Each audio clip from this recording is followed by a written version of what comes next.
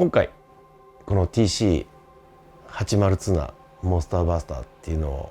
発表するにあたってね、今、世の中のいろんなツナロットを見ていると、どんどん長さがこう、ファイトのしやすさを優先して短くなっていってる。やっぱり長い竿が辛いで、短い竿がモンスターマグロとは戦いやすいっていう方向にシフトしていく中で、いやいや短くすることよりもできれば飛距離をもっと飛ぶようにして、それでいてモンスターマグロと戦えるブランクっていうことにやっていこうっていうことを TC80 ツナをスタートさせるきっかけになったんだけど、モンスターバスターを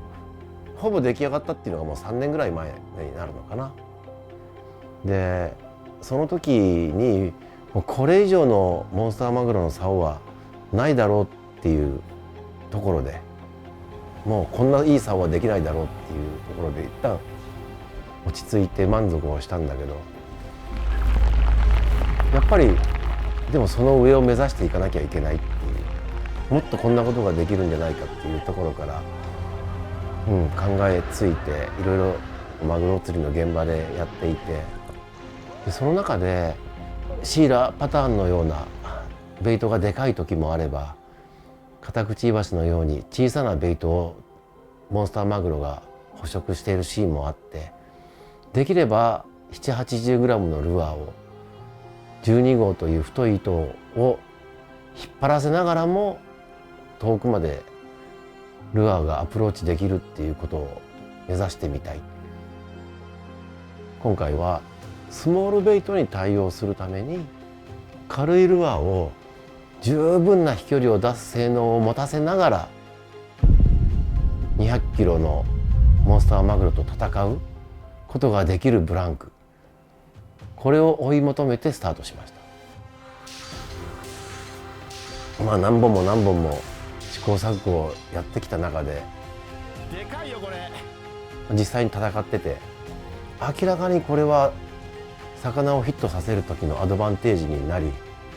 ヒットした魚をランディング&リリース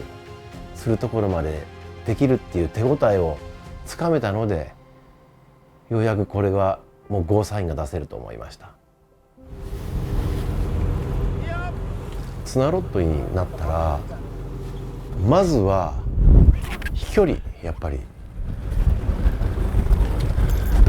来た。よっしゃ。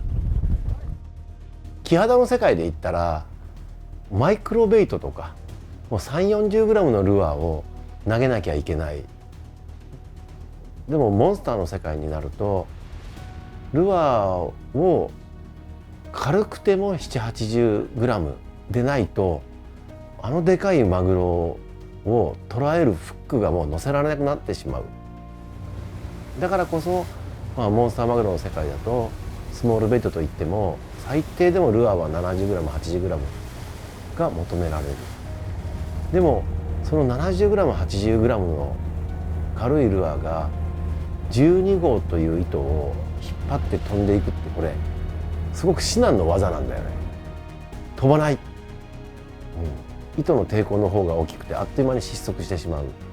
となったら、そのルアーの初速を上げてやるしかないんですよ。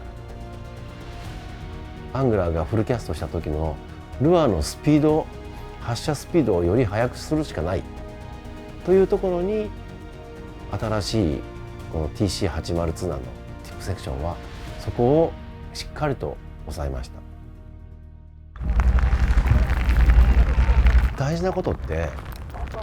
魚が船とかいろんなプレッシャーを感じない距離から射程距離に入れられること。出た。例えばクロマグロがボイルしているところに、他の人があそこは遠いからまだ投げられないっていう時に、いやモンスターバスターだったら届くっていう、もうそこでものすごい大差がつくよね。その日の釣果を0を1にするから。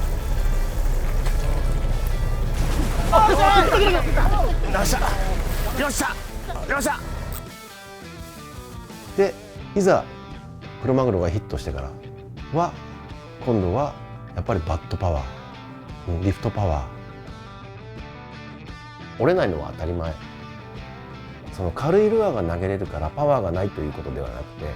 パワーは TC77 譲りの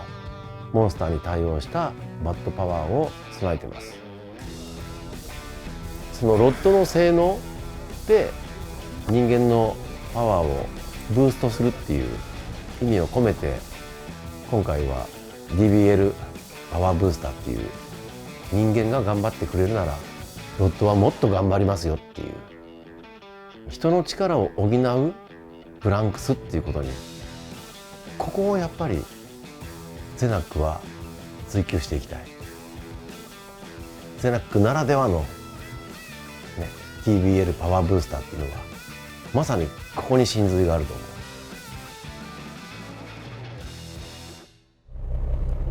80っていう長さって今までそのモンスターマグロの世界ではファイトが長くなるとかこうリフト力が落ちるとかって言って避けられてきたんですけど、今回こう我々がチャレンジした80はこの100キロオーバーのマグロももう難なく上げてくれるんです。これでモンスターマグロといいファイトができてます。たまんねえこれ、気持ちいい。ロッドの曲がりも気持ちいいし、復元力も気持ちいいし、もう何の不安もなく僕はこう体を預けてロッドを立てて高負荷ドラグでマグロとファイトが楽しめてます。今日特に2本目の150キロって僕魚をずんずんちゃんと寄せてきたよね。別に80だって一定スピードでずっと魚をラインを回収してきたっていうシーンが長かったでしょ。むしろそのロッドの性能で魚を返してきてくれるから、もう計画的にね、自分の乳酸がたまるまではこうじゃあ20メーターぐらい寄せようで、ちょっと自分の乳酸を逃がしてやろうで、また20メートルやろうっていうことが今日はやりやすかったんだよね。で例えば今日も結構僕は脇バサミで横のファイトを今日ちょっと多めにしてみたのね。でその時に7フィート前後のロッドって魚の方が急に船の自分の真下の方に来て足の下から、自分の背中の方に行っちゃうような時にどうしても船っていう構造物があって、もちろんそれは船のデッキの高さとか船の大きさにもよると思うんだけど、船の下に行かれた時に右とか左とか裏側に行かれた時にそれをかわせないことが結構多い。でも7フィート7インチあるいはもう8フィートっていう長さがあれば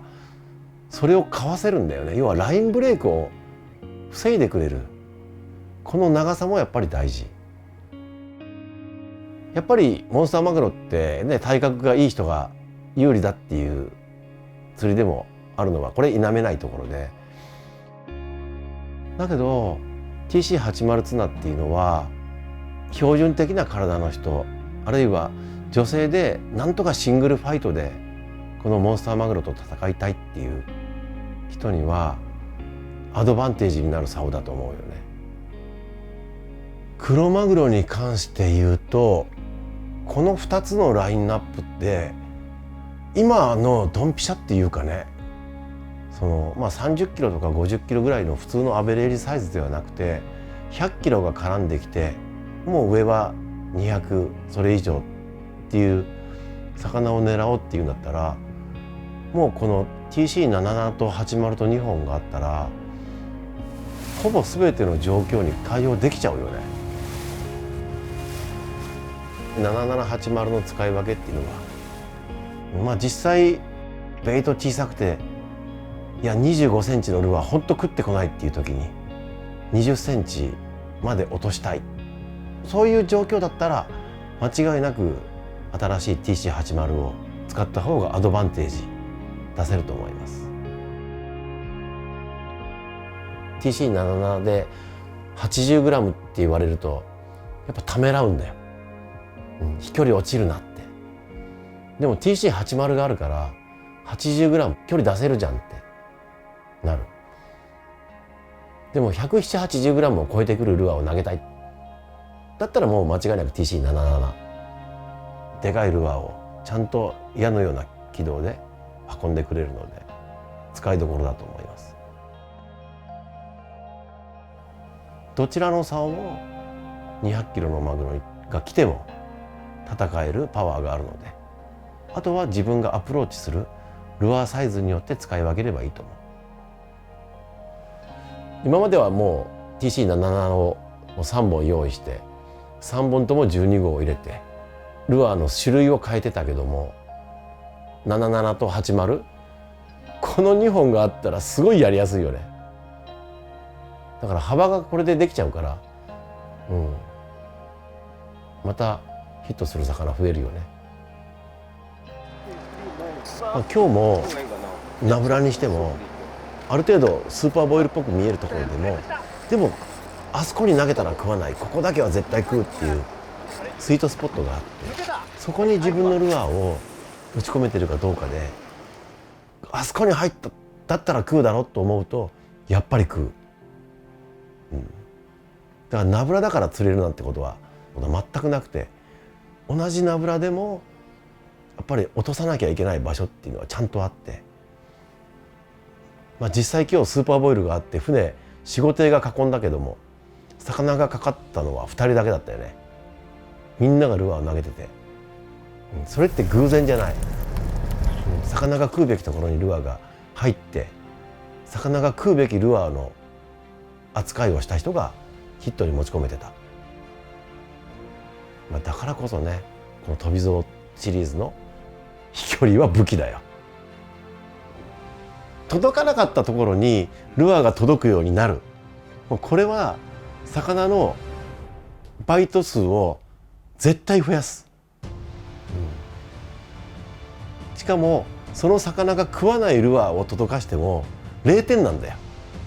その魚が食うルアーをそこに届かせないと水柱は上がらないので、だからこの2本の使い分けで、皆さんのヒット率は、さらに上がります。